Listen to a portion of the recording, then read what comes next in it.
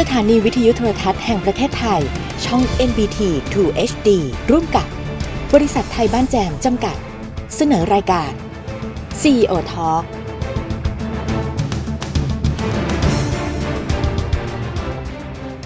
สวัสดีค่ะคุณผู้ชมขอต้อนรับเข้าสู่รายการ CEO Talk รายการทอล์กที่อัดแน่นไปด้วยเนื้อหาสาระสอดแทรกมุมมองของ CEO ชื่อดังที่หลากหลายวันนี้รายการเรามีไฮไลท์อะไรที่น่าสนใจบ้างไปตามชมกันค่ะในช่วง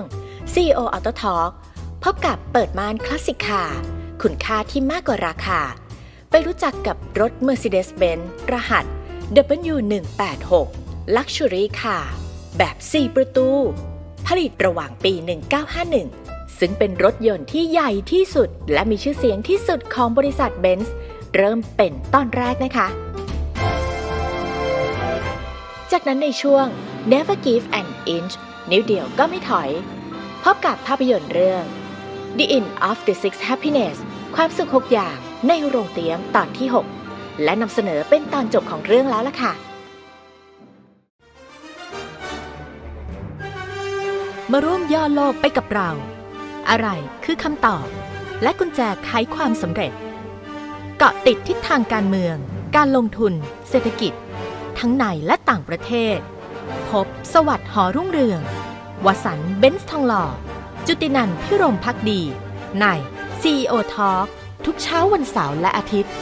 7:30 น.ถึง 8:00 น.ดำเนินรายการโดยโยธินตรังคินีนาถทาง FM 89.5 เมกะเฮิรตซ์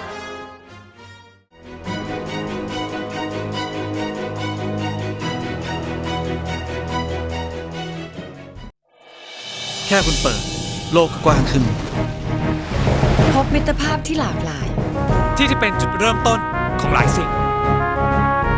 ที่ความสุขมีไว้แบ่งปันไปเปิดด้วยกันกับเราสิ่ง Discover 500 Galapagos แค่คุณเปิดโลกก็เปลี่ยนสิ่ง Discover 500 แค่คุณเปิดโลกก็เปลี่ยน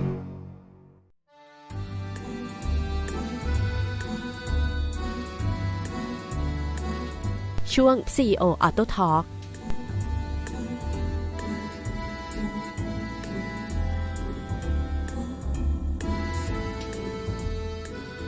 สวัสดีครับคุณผู้ชมวันนี้ใน CEO Auto Talk จะพาไปรู้จักกับยนตกรรมสุดหรูในอดีตกับเปิดม่านคลาสสิกคาร์คุณค่าที่มากกว่าราคาจะพาไปรู้จักกับรถ Mercedes-Benz รหัสตัวถัง W186 รุ่น300ซึ่งจัดว่าเป็นรถไซส์ใหญ่แบบ Luxury Car 4 ประตูผลิตโดย Mercedes-Benz ระหว่างปีคริสตศักราช 1951 ถึง 1957 ซึ่งเป็นรถยนต์ที่ใหญ่ที่สุดและมีชื่อเสียงที่สุดในขนาดนั้นของค่าย Mercedes-Benz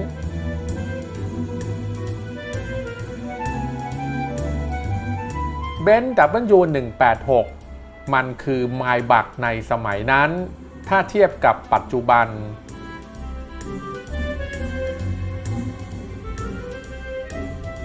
รุ่น 3 ถูกผลิตอย่างต่อเนื่องรู้จักกันอย่างไม่เป็นทางการคือ 300A ถูกสร้างขึ้นบนแชสซีของรหัส W189 และประสบความสำเร็จในปี 1957 หรือพุทธศักราช 2500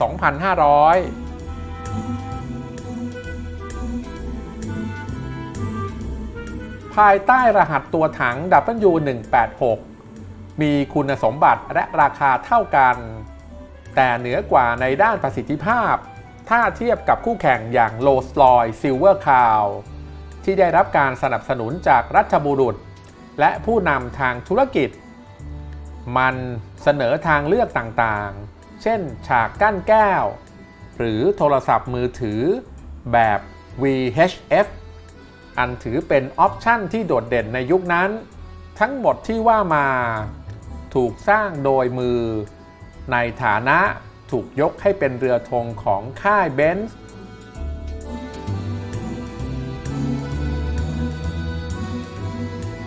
ในเวลาต่อมา W186 ถูกระบุว่าเป็นอาร์เดนนาวเออร์หลังจากคอนราดอาร์เดนาวเออร์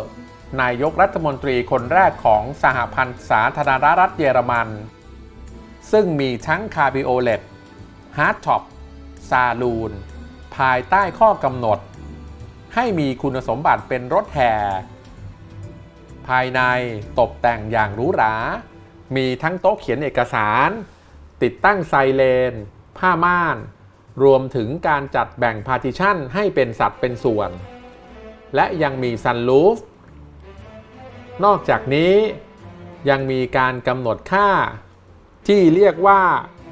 ลันดาวเลตหรือแปลเป็นไทยรถม้าขนาดเล็กนั่นเอง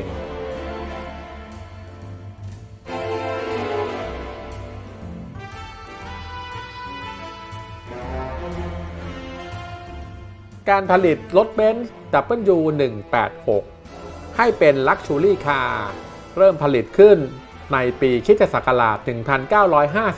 1951 จนกระทั่งถึงปี 1957 สร้างขึ้นทั้งหมด 12,190 คัน โดยแบ่งเป็น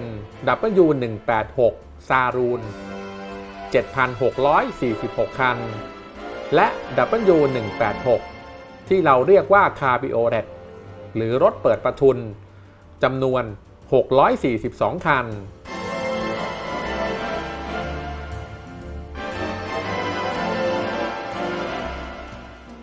W186 ทั้ง 2 รุ่นจัดอยู่ใน Luxury Car มีตัวถังและแชสซี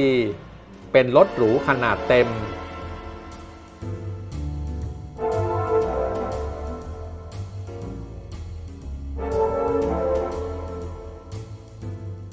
แพลตฟอร์มของ W186 เลือกใช้เครื่องยนต์ขนาด 2,996 ซีซีแบบ Single Overhead Camshaft ผ่านระบบขับเคลื่อนด้วยเกียร์ธรรมดา 4 สปีด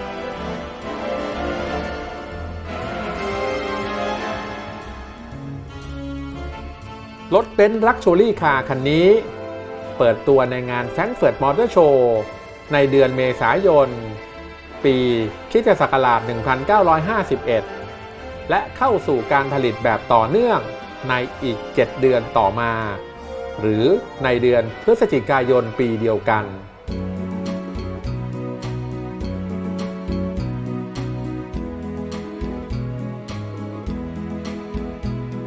การตกแต่งภายใน W186 มีให้เลือกทั้งแบบห้องเก๋งและห้องโดยสารแบบคาบิโอเลตที่เปิดประทุนซึ่งมีการออกแบบตัวถังที่ทันสมัยและสง่างามบนโครงสร้างตัวถังที่เรียกว่า X-Frame มีการพิสูจน์แล้วของ Mercedes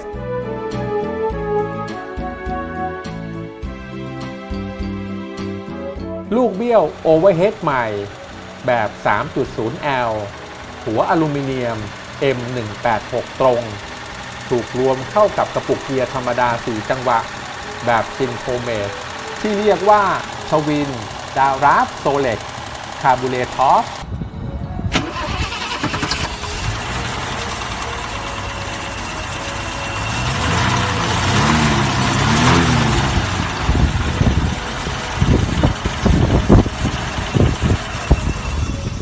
และข้อต่อหัวต่อล็อกแนวทะแยงที่เป็นนวัตกรรมซึ่งอนุญาตให้ใช้กับท่อไอดีและวาล์วไอเสียที่มีขนาด 115 แรงม้าหรือ 85 กิโลวัตต์ พักสักครู่ช่วงหน้ามาตามชมกันต่อ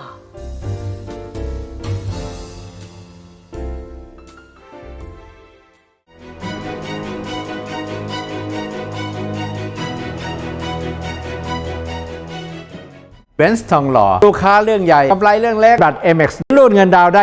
25% ผ่อน10 เดือนไม่เสียดอกวันนี้ถึง 31 ธันวาคม 62 จะเอารถเอาอะไรมาแลกก็ยอม พลอยจะไม่ยอมให้ใครขายถูกกว่าเป็นอันขาด เราอยู่ทุกวันแล้วครับ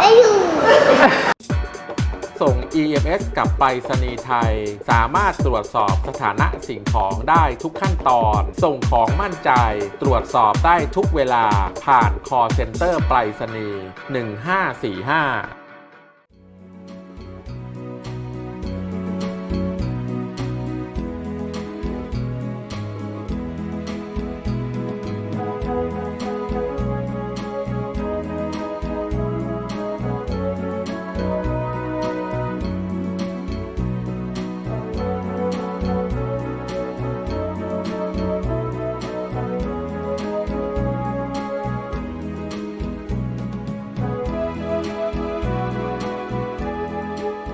ห้องโดยสาร W186 แสดงบรรทัดด้านหลังที่เพียวบางของซิลลี่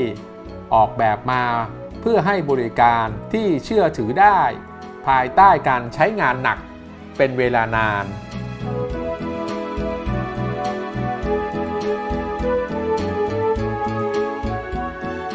เครื่องยนต์ประกอบด้วยแจ็คเก็ตน้ำลึกการระบายความร้อนด้วยน้ำควบคุมอุณหภูมิผ่านตลับลูกปืนตะกั่วทองแดงและเพลาข้อเหวี่ยงที่ชุบแข็งหากไม่มีความเร็วในการเดินทางตามธรรมชาติรถสามารถรักษาความเร็วได้สูงสุดตลอดทั้งวันบนสภาพถนนที่เอื้ออำนวย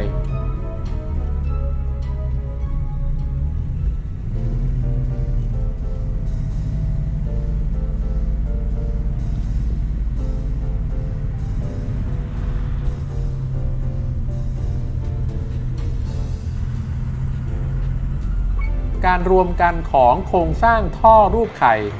รูปตัว X แบบแข็งและระบบกันสะเทือนอิสระ4ล้อช่วยให้การควบคุมทำได้อย่างคล่องแคล่วอย่างน่าประหลาดใจ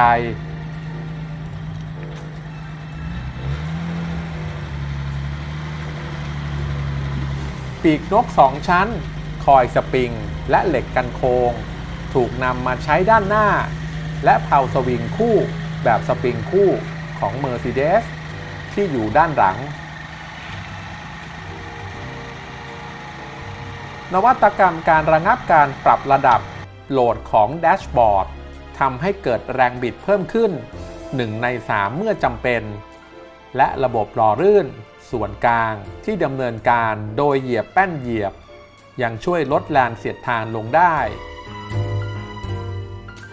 ระบบเบรกเป็นแบบดรัมไฮดรอลิกหมุนพวงมาลัยและเซกเตอร์แทนที่โดยหมุนแบบเวียนบอลนั่นเองรถเบนซ์ W186 แบบ 300B เปิดตัวในเดือนมีนาคมปี 1954 โดยเพิ่มเบรกช่วยเสริมแรงสูญญากาศและหน้าต่างช่องเปิดประตูด้านหน้ากำลังเครื่องยนต์เพิ่มขึ้นเป็น125แรงม้าหรือ92กิโลวัตต์ผ่านคาร์บูเรเตอร์แบบโซเร็กที่แตกต่างกันและเพิ่มอัตราการบิดอัดที่ดีขึ้น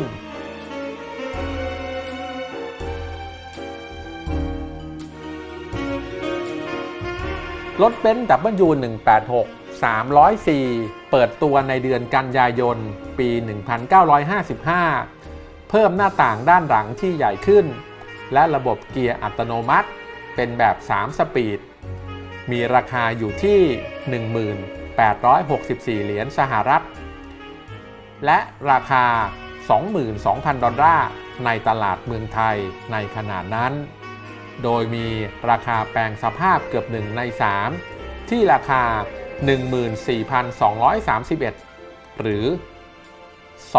24,700 ดอยช์มาร์กซึ่งเป็นสกุลเงินของเยอรมัน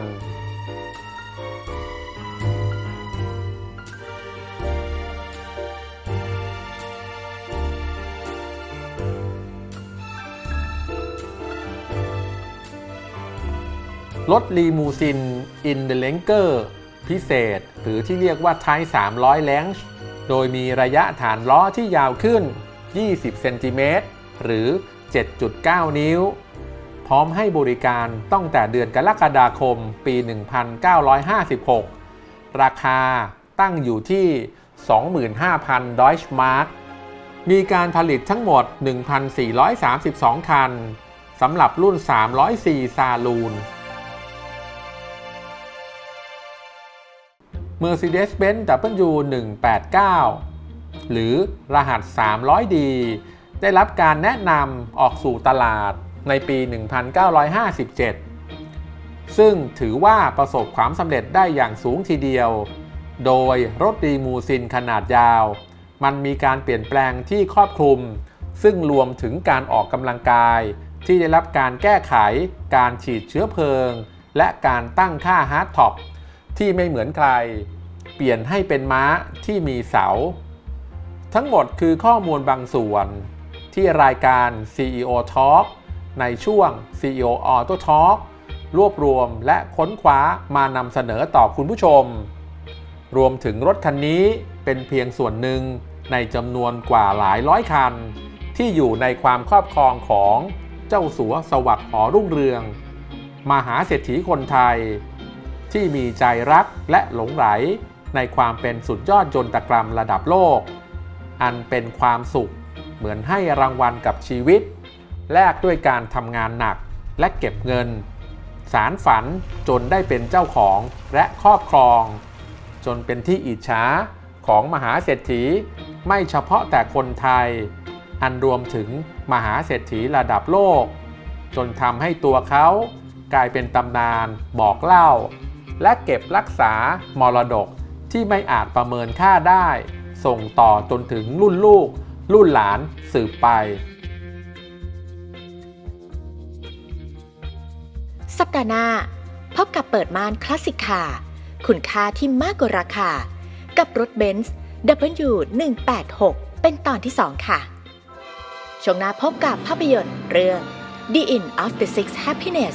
ความสุข 6 อย่างในโรงเตรียมตอนที่ 6นำเสนอเป็นตอนจบในช่วง Never Give an Inch นิ้วเดียวก็ไม่ถอย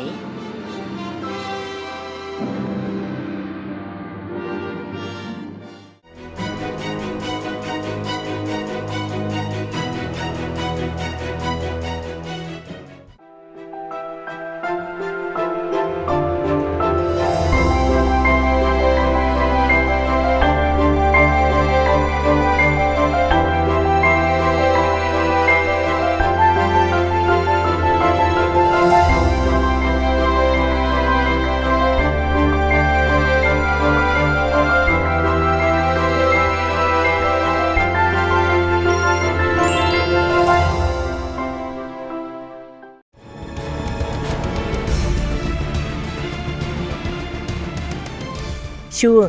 Never Give an Inch นิ้วเดียวก็ไม่ถอยสนับสนุนโดยบริษัท Property Perfect จำกัดมหาชน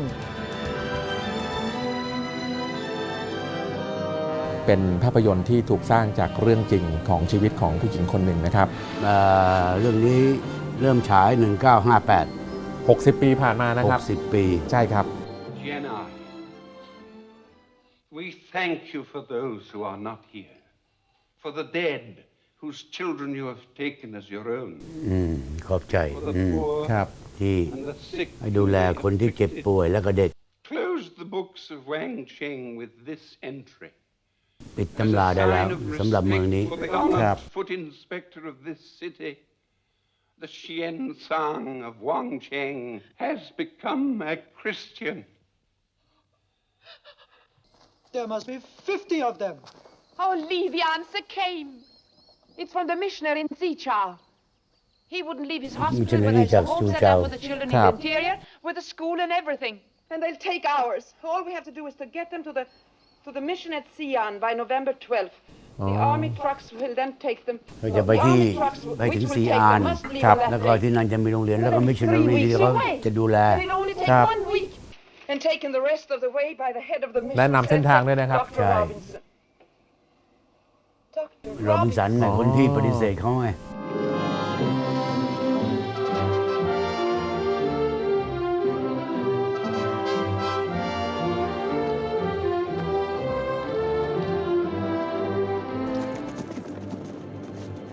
Lena.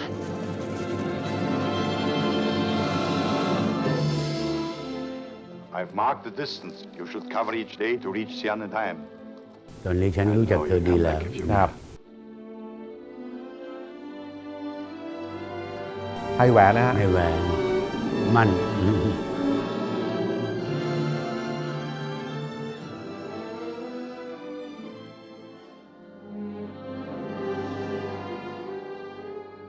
A safe journey.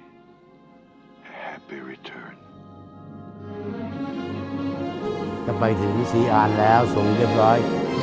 ให้มาเจอกลับมาที่หยางชางเมืองเก่าเนี่ยแหละ ครับ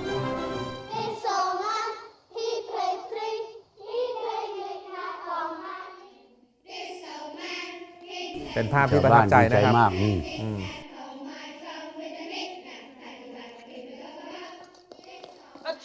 The children, they are here. นี่สำนักงานใหญ่ของมิชชันนารี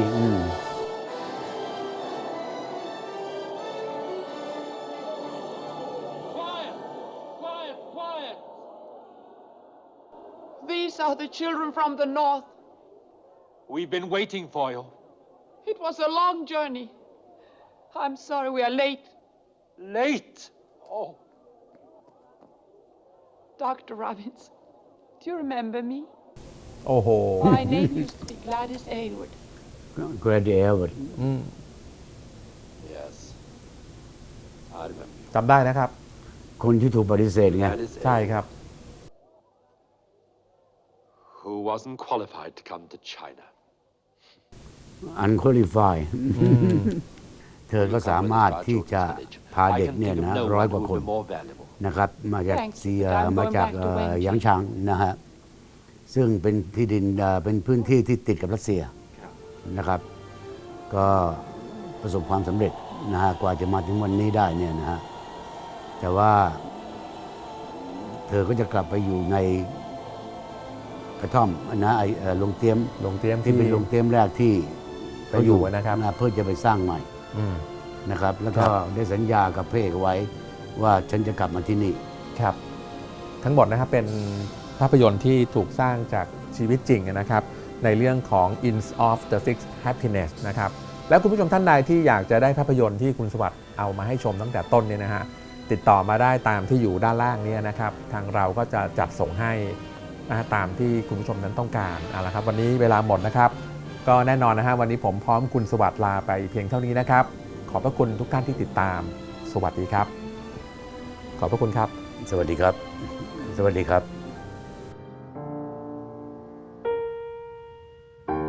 สัปดาห์หน้าภาพยนตร์เรื่อง The Eddie Duchin Story เป็นภาพยนตร์ชีวประวัติของ Eddie Duchin นักเปียโนระดับโลกกำกับโดยจอร์จ ซิดนีย์เขียนบทโดยซามูเอล เอเทเลอร์และนำแสดงโดยไทโรน พาวเวอร์และคิมโนวาภาพยนตร์เรื่องนี้ได้รับการเสนอชื่อเข้าชิงทั้งหมด 4 ครั้งและเป็นหนึ่งในภาพยนตร์ที่ทำรายได้สูงสุดในปี 1956 ไปตามชมกันให้ได้นะคะ Please play it again. สำหรับวันนี้เวลาหมดลงแล้วขอลาไปก่อนแล้วเรากลับมาพบกันใหม่ในสัปดาห์หน้านะคะสวัสดี I ค่ะ didn't think that Mr. Reisman went in for rude musicians. I'm not with Reisman. Oh, but I heard you say before that. I'm not with Mr. Reisman at all. There was no job to get.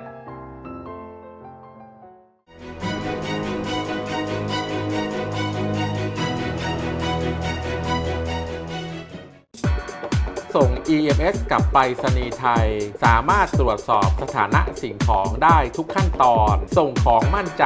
ตรวจสอบได้ทุกเวลาผ่าน call center ไปรษณีย์1545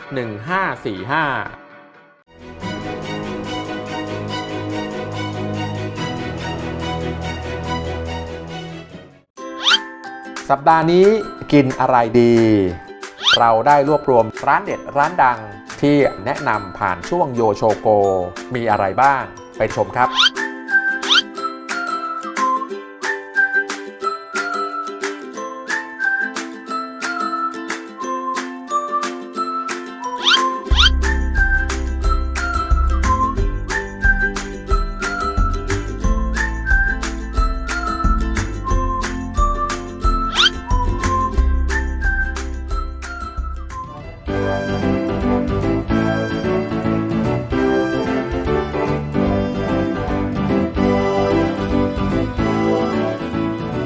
ท่านก็สั่งลูกน้องที่มาทวงเงินผมนะฮะจะถามว่าทรัพย์สินผมมีอะไรถามได้หมดยกเว้นเรื่องรถอย่าไปถามคุณสวัสดิ์เพราะว่า ในไม่คุณสวัสดิ์ไม่เคยซื้อรถใหม่เลย